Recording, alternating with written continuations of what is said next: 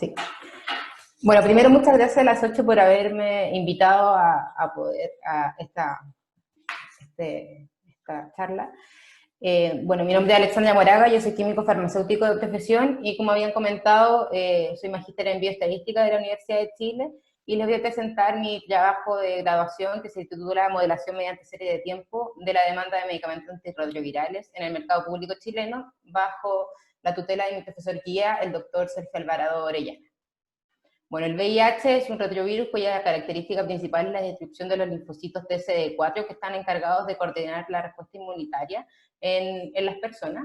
Y según estadísticas de ONU-SIDA, al año 2018 la infección por el virus del VIH sigue siendo un problema a nivel de salud pública mundial, porque se estima que 74,9 millones de personas han contraído esta infección hasta el año 2018 y alrededor de 32 millones de personas han muerto por enfermedades relacionadas.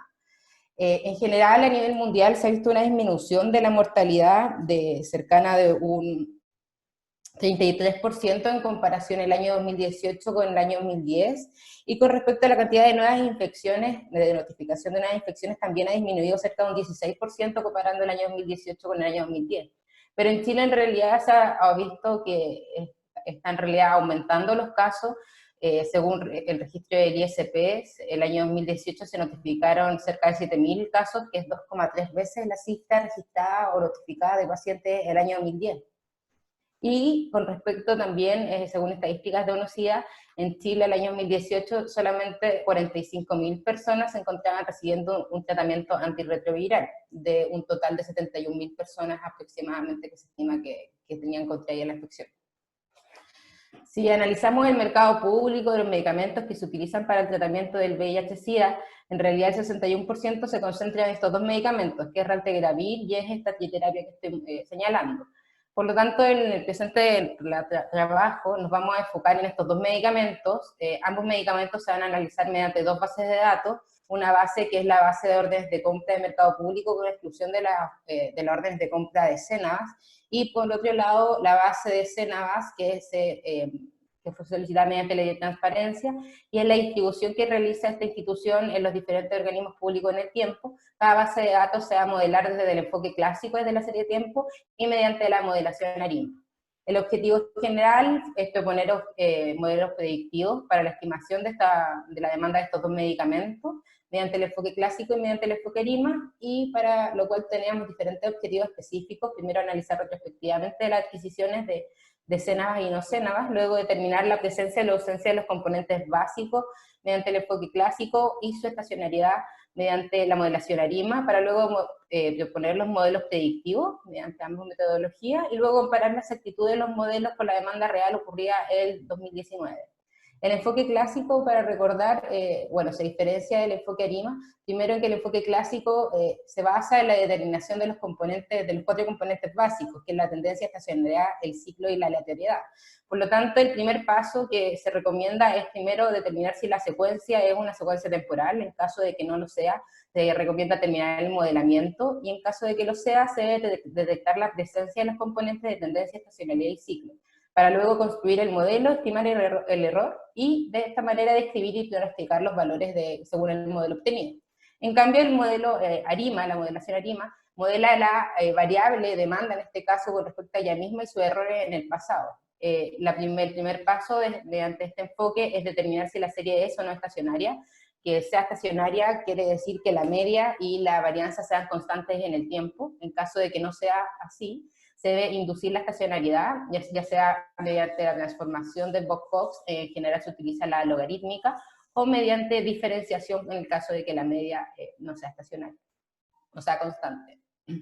Luego, mediante la ayuda de los correlogramas, se deben identificar los posibles modelos para luego estimar los parámetros de estos modelos tentativos, y cada uno de estos modelos en realidad debe cumplir con ciertos supuestos de los residuos que son necesarios, que es que los residuos deben estar centrados en cero, la autocorrelación y la autocorrelación parcial de los residuos no debe ser significativa, deben distribuir de manera gaussiana y no deben estar autocorrelacionados. En caso de que encontremos modelos que cumplan estos supuestos, ya se pasaría a esta otra etapa, que es restablecer la no estacionariedad en caso de haberla inducido en el segundo paso. Y luego con estos modelos se debe determinar si son adecuados el porcentaje de error que va a generar estos modelos para luego establecer el modelo que genera un menor error de predicción. Por lo tanto, desde el enfoque clásico, en realidad nos vamos a enfocar en determinar si los patrones irregulares que pueda poseer la serie, y estos patrones irregulares, en caso de que sean muy marcados, se debe suavizar mediante medidas móviles. En el caso del trabajo se utilizó SMA, EMA y ALMA, y mediante el suavizamiento exponencial, está el suavizamiento exponencial de Brown, Holt y Holt-Winter, y en el caso del de este trabajo se utilizó el de Holt y Holt-Winter. En el caso de ARIMA hay que determinar la estacionariedad. Entonces, si no es estacionaria la serie, se debe inducir la estacionariedad mediante la transformación de Box-Cox o mediante la diferenciación, que habíamos comentado. El presente estudio es un diseño de estudio observacional analítico longitudinal, y la variable demanda es de tipo respuesta cuantitativa continua, y la variable tiempo es explicatoria y de tipo temporal. Bueno, de todas maneras hay que considerar de que ARIMA modela la variable demanda con ella misma y su error en el pasado, por lo tanto se podría pensar que es de tipo predictoria, pero para el presente trabajo se va a utilizar como tipo respuesta. Las fuentes de información, como les comenté, tenemos la base de distribución de escenas, que fue solicitada mediante ley de transparencia, y la base de datos brindada por Pharmatender, que cuenta con los registros de las órdenes de compra emitidas en el mercado público, estandarizadas por principio activo, dosis y forma farmacéutica. Bueno, en realidad para comenzar el análisis, el primer objetivo, que era analizar retrospectivamente justamente la demanda Cenabas y no Cenabas, vamos a analizar la distribución que realizó Cenabas para la triterapia. En realidad los registros estaban contemplados desde el año 2014, pero solamente se observan registros desde el año 2017, por lo tanto esta es una serie corta y presenta menos de 2 años de historia, y además presenta, es importante mencionar que presenta un registro en cero demanda el mes de febrero del año 2018.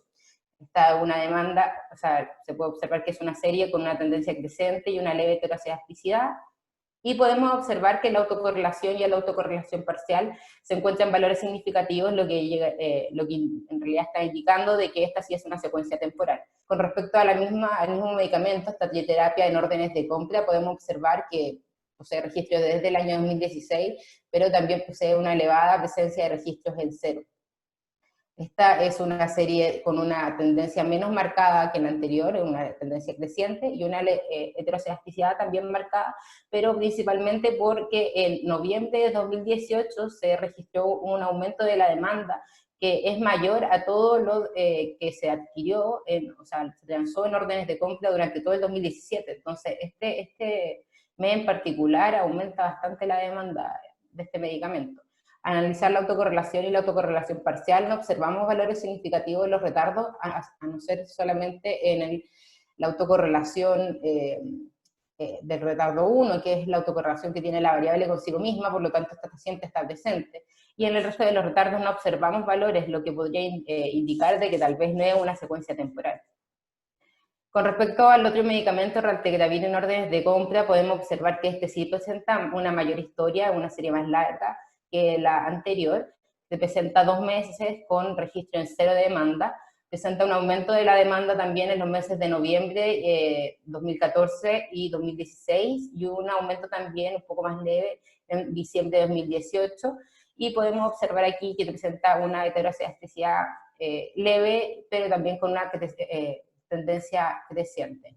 Al observar también la autocorrelación y la autocorrelación parcial, podemos ver que en realidad no se observan valores significativos, a excepción del retardo número 14 en la autocorrelación parcial. Con respecto a la distribución de Cenabas de raltegravir, también es una serie más larga que la anterior, y podemos observar en realidad lo que fue importante acá, es que uno al analizar la historia de la demanda de los diferentes meses, podemos observar que existe valores atípicos en realidad en los meses de diciembre de 2017 y enero de 2018, o sea, acá se observa un aumento importante y acá una disminución que no corresponde en realidad con la historia de la distribución de este medicamento, motivo por el cual se solicitó a Cenabas la comprobación de esto, e indica que fue por temas administrativos, por el tema de un proveedor, cambio de proveedor, que se se registró la distribución de este medicamento en diciembre de 2017, y esta tendría que haber ocurrido acá en enero. Entonces, en realidad se realizó una corrección a la base de datos porque esto es por temas administrativos y no porque la variable en realidad esté presentando este cambio o este aumento o disminución en dichos meses. Y se corrigió sacando una proporción histórica de los meses y se estimó cuánto debiese haber sido en realidad la distribución de los meses de diciembre y enero respectivamente. La serie corregida es una serie con una tendencia creciente, una heterocedasticidad mucho más marcada desde mediados del 2017, y si vemos la autocorrelación y la autocorrelación parcial podemos observar valores significativos también, por lo tanto sí es una secuencia temporal. Acá es lo que le había comentado, que las bases de ambos medicamentos de Cenabas sí corresponden a una secuencia temporal y las de órdenes de compra, las que provienen de órdenes de compra no. Pero para el presente trabajo, de todas maneras, igual se van a analizar los 4 medicamentos. Luego es determinar la presencia de los componentes básicos y analizar la estacionalidad. Podemos observar que en el caso de raltegravir, de la distribución de raltegravir, es el único que no presentaba una estacionalidad, por lo tanto el método de suavizamiento más apropiado es el de Holt, y en el resto de los medicamentos es el de Holt-Winter, ya que presentaban tendencia y estacionalidad. En el caso de los 4 medicamentos también se analizó el suavizamiento mediante medias móviles. Con respecto a la estacionariedad de cada medicamento, podemos observar que las series que provenían estas series cortas con presencia de 0, en realidad no eran series estacionarias originales, y debido a la presencia de los ceros en los registros, no se pudo logaritmizar y inducir la estacionariedad con respecto a la varianza, pero de todas maneras, según la prueba de E.K. Fuller, se logra inducir una estacionariedad al diferenciarla 1 y 2 veces la serie. Con respecto a raltegravir, esta serie corregida, que le había comentado que se hizo esta corrección, esta serie no es una serie original estacionaria, pero se pudo logaritmizar e inducir estacionariedad, ya sea diferenciándola y logaritmizándola 1 o 2 veces. Con respecto a raltegravir, se analizaron mediante 2 enfoques. Un enfoque fue eliminar los años 2014 y 2015 debido a que presentaban estos registros en 0, y el otro enfoque fue utilizar toda la data desde el 2014, pero utilizando otra transformación de Box con un lambda de 0.34. ¿Ya? Esta serie, el primer enfoque, no es una serie original estacionaria, pero se logra inducir estacionariedad, según D.K. Fuller, y en el caso de la transformación de Box, si esta serie transformada es estacionaria, y de todas maneras se trabajó diferenciándola 1 y 2 veces. Luego se generaron, se van a proponer los modelos predictivos mediante ambas metodologías. Como había comentado, se analizaron los 4 medicamentos mediante medias móviles. Se observó que en realidad, según el error cuadrático medio, las medidas de bondad de ajuste, el orden de suavizamiento no afecta en realidad estas medidas, pero sí el método seleccionado, es decir, medidas móviles simples en algunos casos, o el exponencial o ALMA en estos 2 medicamentos. En el caso del suavizamiento de Holt y Holt-Winter, podemos observar que estas constantes de suavizamiento fueron las que presentaron el menor RMC. Ya, es interesante de todas maneras considerar que en el caso de la distribución de Cenabas de la triterapia, el gamma no afectaba en realidad a la disminución del RMC. Entonces fue interesante encontrarse con en realidad, esta situación.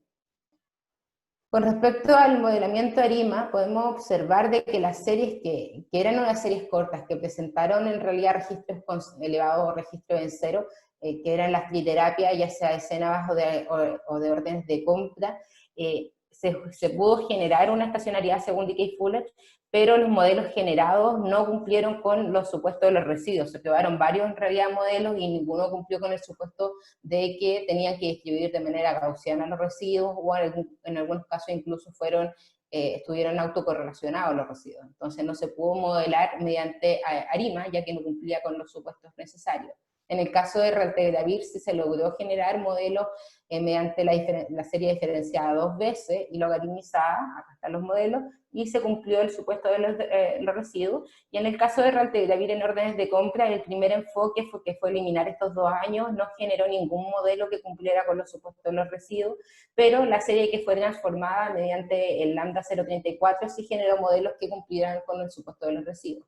Es interesante acá que el criterio acá hay que en realidad en la literatura uno se basa mucho en esto y es para comparar modelos, pero en este caso siempre hay que tener cuidado porque en realidad es útil para comparar modelos que tengan siempre la misma transformación. Es decir, no es viable, por ejemplo, comparar una serie que sea solo diferenciada con una diferenciada y logaritmizada.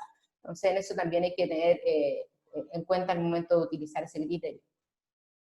Luego se comparó la exactitud de la demanda con la demanda real ocurrida. Acá les presento un resumen. En la triterapia podemos ver que en la base CENAVAS en realidad el mejor modelo fue de Goldwinter, el cual consideraba estas constantes de suavizamiento y generó un error de predicción de un 10%. De todas maneras, el suavizamiento por medias móviles generó un error de predicción, el método ALMA, un error de predicción menor, pero se escoge en realidad el de Goldwinter, debido a que este suavizamiento sí considera la estacionalidad, cosa que no lo considera el de medias móviles, por lo tanto este fue el modelo de realidad seleccionado. Y con respecto a la base de órdenes de compra, tenemos de medias móviles también, se seleccionó el de medias móviles, ya que generó un error de predicción de un 8,3% mediante medias móviles simples. Con respecto a Raltegravir en base de CENAVAS, podemos observar de que se utilizó el método seleccionado, el de Holt, generando un error de predicción de un 0,09%, y en el caso de las órdenes de compra, el método seleccionado fue el de Goldwinter, con estas constantes de suavizamiento y un error de predicción de un 5,46%. En estos casos también es interesante de que acá, por ejemplo, se pudo modelar mediante ARIMA, pero los errores de predicción en realidad eran mayores a los métodos más clásicos. Acá podemos observar el resumen en realidad de cada uno de los métodos seleccionados. En todos los métodos, entonces, en estos casos de estos medicamentos, el enfoque seleccionado fue un enfoque clásico. Acá está cada uno de los que habíamos comentado con las constantes de suavizamiento y los errores de predicción.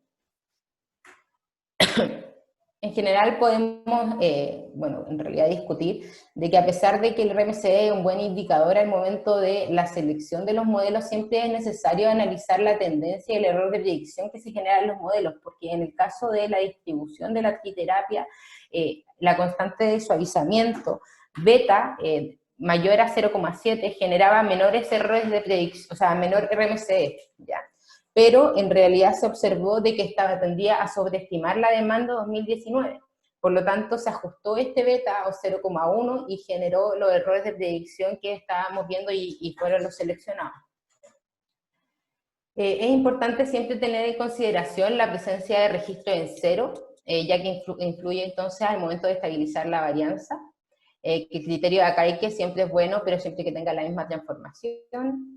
Hay que evaluar los modelos mediante el RMCE y el error de predicción es adecuado, pero siempre teniendo entonces en consideración el comportamiento de la serie.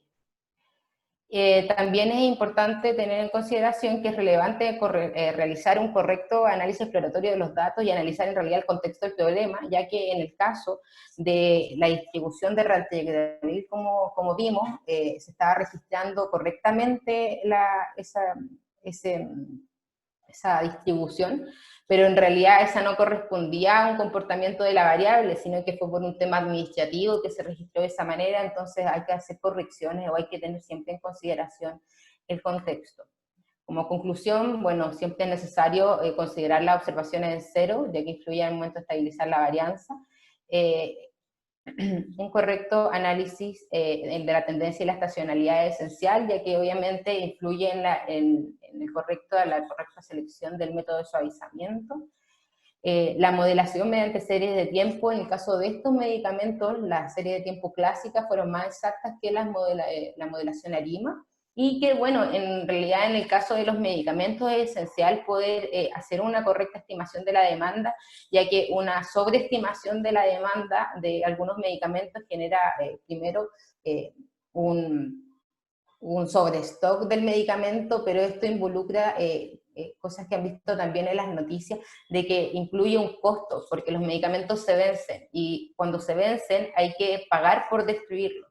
Entonces, primero se está perdiendo plata, o sea, se pierden en realidad recursos que pueden ser destinados a otros medicamentos, y por otro lado se están invirtiendo recursos también en la destrucción cuando estos vencen. Y en el lado, en en el otro sentido, si se genera una subestimación de la demanda, en realidad dejamos a pacientes que es muy importante que continúen su terapia farmacológica y que tengan siempre sus medicamentos a mano, a disposición. Entonces una subestimación podría interrumpir una terapia farmacológica y por ende la salud del paciente. Acá presento la bibliografía utilizada en la presentación. Muchas gracias. Muchas gracias, Alessandra, por tu presentación.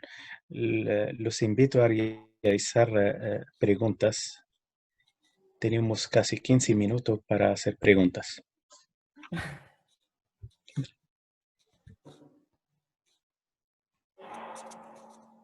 ¿Nadie? Yo quería hacer una pregunta. Sí. No, Felipe, perdón. Hola, Alexandra. Adelante, Felipe. Hola, Alexandra, muchas gracias por tu presentación. Mencionaste que habían algunos periodos de tiempo que eran periodos atípicos, ¿cierto? Digamos, mi pregunta tiene que ver con usando qué técnicas se pueden identificar esos periodos o simplemente es por un conocimiento histórico de la demanda. No. ¿Tú nos podrías dar algunas recomendaciones al respecto? O sea, claramente con el análisis exploratorio uno puede darse cuenta de esto, pero es importante, a ver, una de las preguntas interesantes con respecto a estos valores atípicos o los registros en cero, y que me preguntaron mucho, fue por qué yo no hice imputación, por ejemplo. Y en la imputación en realidad es importante tener en cuenta la variable que uno está modelando, porque en el caso mío, que era la demanda, la imputación te estima un valor que debiese haber ocurrido. Por ejemplo, cuando tú tomas la presión y se tomó un registro mal, uno estima el valor que tiene que haber ocurrido. Y en este caso no correspondía porque la demanda está diciendo lo que es la variable en sí, que es 0. Entonces, ese es como el punto, si uno ve como los registros en cero y que se sale un poco del contexto. Y por el otro lado, un análisis exploratorio, yo creo que, por lo menos en el caso mío, fue suficiente como para poder ver estas observaciones atípicas, como en el caso de la distribución aquí de Raltegravir, que obviamente se escapaban del comportamiento, no sé si ven la pantalla, ¿se ve? Sí, se ve bien.